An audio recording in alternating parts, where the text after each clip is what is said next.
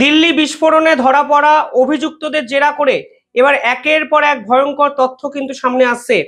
এক অভিযুক্ত, যিনি প্রধান অভিযুক্ত, যিনি সকলের আগে ধরা পড়েছিলেন, সেই ডক্টর মুজাম্মিল কালকে স্বীকার করেছেন যে তারা পার্টিকুলারলি এই সময়টায় বিস্ফোরণ ঘটাতে চাননি।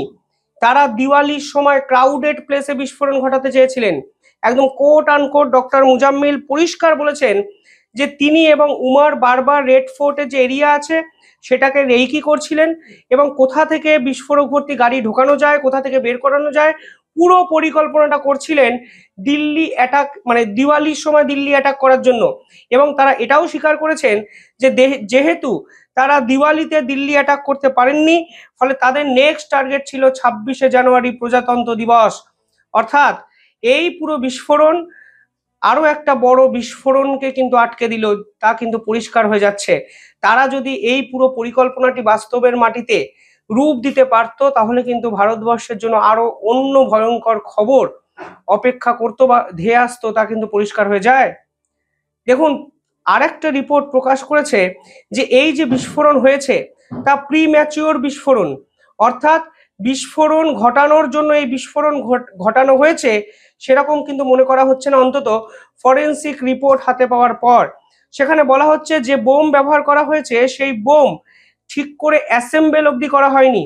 মানে এটাও মনে করা হচ্ছে যে ডক্টর উমার, যিনি গাড়িটি চালাচ্ছিলেন, তিনি যখন দেখলেন ফরিদাবাদে তার একের পর এক সহযোগী ডাক্তার ধরা পড়ে যাচ্ছেন, তাদের টেরর যে গ্রুপ, সেই গ্রুপ কার্যত ভারতের গোয়েন্দারা নিজেদের হেফাজতে নিয়ে নিয়েছেন এবং একের পর এক গোপন জায়গায় ভারতের গোয়েন্দারা ধাওয়া করে রীতিমতো বন্দুক আরডিএক্স উদ্ধার করছেন, তখনই এই ডক্টর উমার ভয় পেয়ে যান এবং ভয় পেয়ে গিয়েই এই ধরনের প্রি ম্যাচিওর এক্সপ্লোশন তিনি করিয়েছেন। পাশাপাশি ফরেন্সিক রিপোর্টে আরো অত্যন্ত গুরুত্বপূর্ণ কিছু তথ্য সামনে এসছে, আমি ছোট করে আপনাদের বলে দেওয়ার চেষ্টা করছি। সেখানে বলা হচ্ছে যে যেখানে এই বিস্ফোরণ ঘটানো হয়েছে, যদি এই বিস্ফোরক শক্তিশালী বিস্ফোরক হতো তাহলে একটি গর্ত হয়ে যেত, কিন্তু ফরেন্সিক যারা এক্সপার্ট তারা গিয়ে দেখেছেন কোনো গর্ত কিন্তু হয়নি। পাশাপাশি যে মেটেরিয়ালগুলো কালেক্ট করা হয়েছে সেখানে বলা হচ্ছে যে কোনো শার্প উন্ড, অর্থাৎ তীক্ষ্ণ আঘাতকারী কোনো পার্টিকুলার পার্টিকেলের অস্তিত্ব পাওয়া যায়নি। যারা মারা গেছেন তারা অনেক বেশি আগুনে ঝলসে মারা গেছেন। অত্যন্ত ইন্টারেস্টিং পয়েন্ট, মাথায় রাখবেন এই বিস্ফোরণে সে অর্থে মানুষ কিন্তু বিস্ফোরকের জন্য মারা গেছেন এই তথ্য সামনে আসছে না ফরেন্সিক এক্সপার্টদের রিপোর্টে। অনেক বেশি আগুনে পুড়ে মানুষ মারা গেছেন এটা কিন্তু বলা হচ্ছে। পাশাপাশি এই বিস্ফোরক ঠিক করে অ্যাসেম্বল করা হয়নি বলা হয়েছে, যে এখানে ট্রিগিং পয়েন্ট ব্যবহার করা হয়েছে, মেকানিজম ব্যবহার করা হয়েছে, তা ইনপ্রপারলি কানেক্টেড বলা হয়েছে। অর্থাৎ এই বোম বানানোই হয়নি ঠিক করে, তার আগেই ভয়ে প্যানিকড হয়ে এই ডক্টর উমার এই ধরনের বিস্ফোরণ ঘটিয়ে দিয়েছেন বলে প্রাথমিকভাবে গোয়েন্দা দপ্তরের বিভিন্ন সদস্যরা কিন্তু ফরেন্সিক রিপোর্টের উপর ভিত্তি করে বলছেন। এবং এর সঙ্গে দেখুন প্রধান অভিযুক্ত ডক্টর মুজাম্মিল, তার কথা কিন্তু মিলে যাচ্ছে যে তাদের বিস্ফোরণের পরিকল্পনা ছিল 26শে জানুয়ারি পরবর্তী সালে 2026-এ যখন যখন প্রজাতন্ত্র দিবসে রেড ফোর্টে প্রধানমন্ত্রী নরেন্দ্র মোদী বক্তৃতা রাখতেন, তাদের দিল্লির ওই দিওয়ালির সময় ওই ক্রাউডেড প্লেস তাদের মিস হয়ে যাওয়ার পর তারা কিন্তু আরো অন্য অনেক বড় পরিকল্পনা করেছিল, তা কিন্তু কালকে স্পষ্ট হয়ে যায়। পাশাপাশি আরো ইন্টারেস্টিং কিছু ডেভেলপমেন্ট আসছে, যেখানে বলা হচ্ছে এই যে ডাক্তারি নেটওয়ার্ক, এই ডাক্তারি নেটওয়ার্ককে ব্যবহার করছিল জয়শ-ই মোহাম্মদ, এই জঙ্গি গোষ্ঠী পাকিস্তান থেকে। কিভাবে ব্যবহার করছিল, কেন ব্যবহার করছিল? প্রথমত অপারেশন সিন্দুরের সময় ভারতবর্ষে ব্রহ্মস গিয়ে আছড়ে পড়ে এদের প্রধান দপ্তর ভাওয়ালপুরে। এই ভাওয়ালপুরেই কিন্তু মাসুদ আজহারের বাস এবং এরপর মাসুদ আজহারের 10 জন পারিবারিক সদস্য কিন্তু নিহত হয়। আমরা পাকিস্তান থেকে যে ছবি দেখেছিলাম সেখানে দেখতে পেয়েছি মাসুদ আজহারের পরিবারের ভাই বোন দিদি যারা যারা মারা গেছেন তাদেরকে কবরে শোয়াতে সাহায্য করছেন আইএসআই এর অফিসাররা, পাকিস্তানের সেনাপ্রধান আসিম মুনির এবং পাকিস্তানের প্রধানমন্ত্রী শরীফ। অর্থাৎ পরিষ্কার বোঝা যাচ্ছিল মাসুদ আজহার দিনের পর দিন ভাওয়ালপুরে ঘাঁটি গেড়ে বসেছিলেন, যে ভাওয়ালপুর সম্পূর্ণভাবে গুড়িয়ে দেয় ভারতের সেনাবাহিনীর ব্রহ্মস।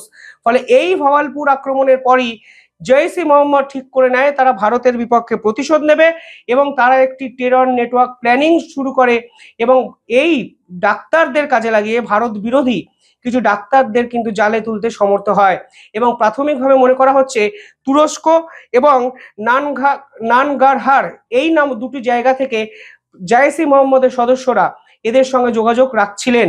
ফলে একের পর এক বিস্ফোরক তথ্য সামনে আসছে, তা কিন্তু পরিষ্কার হয়ে যাচ্ছে।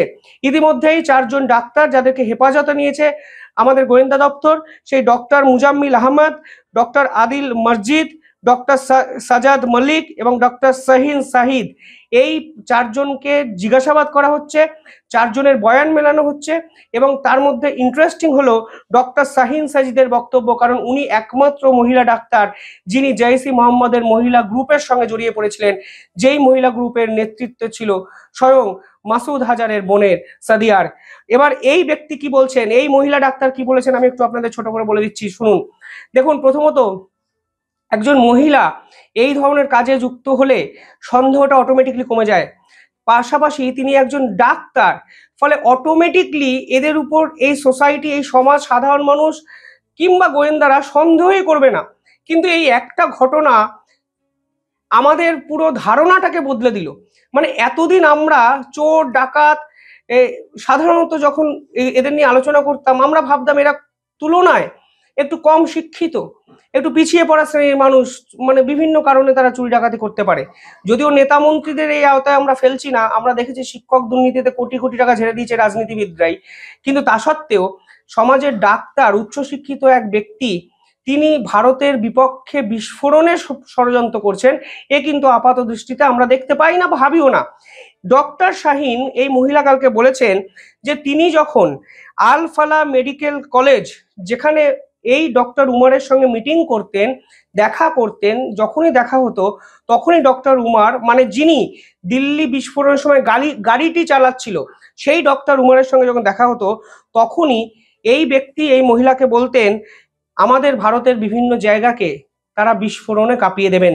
অর্থাৎ প্রথম থেকে এদের মানসিকতাতে কিন্তু ছিল জিহাদিপনা, তারা প্রথম থেকেই ভারতকে কাঁপাতে চেয়েছিলেন এবং ডক্টর উমারের সহচর্যে এসে এই ডক্টর শাহিন আরো বেশি মগজে ভারত বিরোধিতাকে আশ্রয় দেন এবং অবশেষে এই নেটওয়ার্কের গুরুত্বপূর্ণ সদস্য হয়ে ওঠেন।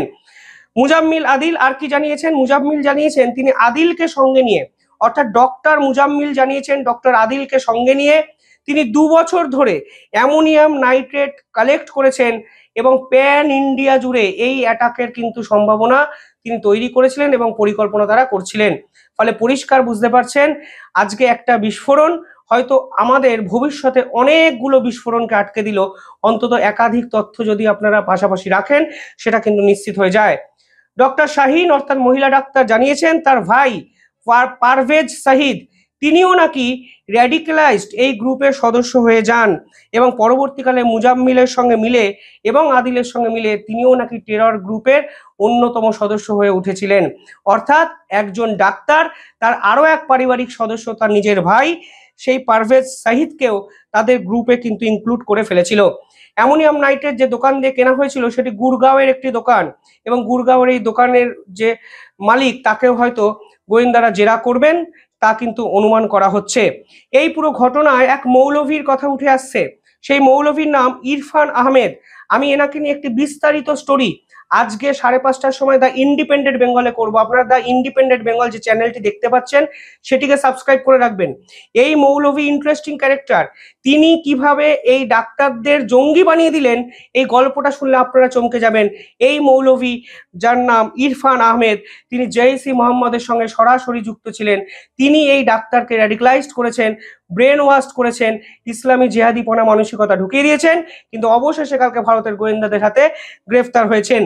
আরো এক ব্যক্তির নাম পাওয়া গেছে যার নাম হাফিজ মোহাম্মদ, তিনি মেউটের বাসিন্দা।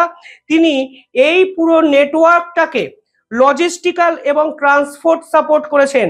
অর্থাৎ এই ব্যক্তি কোথায়, মানে এই ব্যক্তি কি সাহায্য করেছেন যে বোমকে কোথা থেকে কোথায় নিয়ে যাবে, কিভাবে কি পুরো বিষয়টা পরিকল্পনা করা হবে, কোন গাড়ি ব্যবহার হবে, এই যে সাপোর্ট, এই সাপোর্টটি দিয়েছেন মোহাম্মদ হাফিজ। অর্থাৎ সামারাইজড করুন পুরো বিষয়টি, তাহলে বুঝবেন একটি দিল্লি আক্রমণ আসলে আমাদের দেশের অনেকগুলো আক্রমণকে আটকে দিল, তা কিন্তু পরিষ্কার হয়ে যাচ্ছে। এবং এই ঘটনার পিছনে জৈশ-ই মোহাম্মদ সরাসরি ইনভলভ, পাকিস্তান সরাসরি ইনভলভ। তারা কিছু ভারতবাসীর ব্রেনওয়াশ করে, সোকল্ড সমাজের হোয়াইট কলার ডাক্তারদের ব্রেনওয়াশ করে এই অপরাধ করেছে এবং এর জবাব ভারত দেবে, তা কিন্তু পরিষ্কার হয়ে যাচ্ছে। কারণ আজকে ভারতের প্রধানমন্ত্রী নরেন্দ্র মোদী স্বয়ং ক্যাবিনেট কমিটি অফ সিকিউরিটি তার একটি গুরুত্বপূর্ণ মিটিং ডেকেছেন। শেষবার যখন ডেকেছিলেন তিনি এই মিটিং, অপারেশন সিন্দুর হয়েছিল, আর আজকে তিনি এই মিটিং ডেকেছেন। প্রশ্ন উঠছে, অপারেশন সিন্দুর 2.0 মোড কি অন করে দিল ভারত? যাই হোক, কমেন্টে জানাবেন কিভাবে দেখছেন পুরো বিষয়টি। দেখতে থাকুন দ্য ইন্ডিপেন্ডেন্ট নেটওয়ার্ক। চ্যানেলটিকে একটু সাবস্ক্রাইব করে দেবেন, পাশে থাকা বেল আইকনটি ক্লিক করবেন। আমি অনেক রিসার্চ করে আপনাদের জন্য ভিডিও আনি, যদি সাবস্ক্রাইব করেন আরো ইন্সপায়ার হব আমি এই ধরনের ভিডিও আনার জন্য। ধন্যবাদ, ভালো থাকবেন।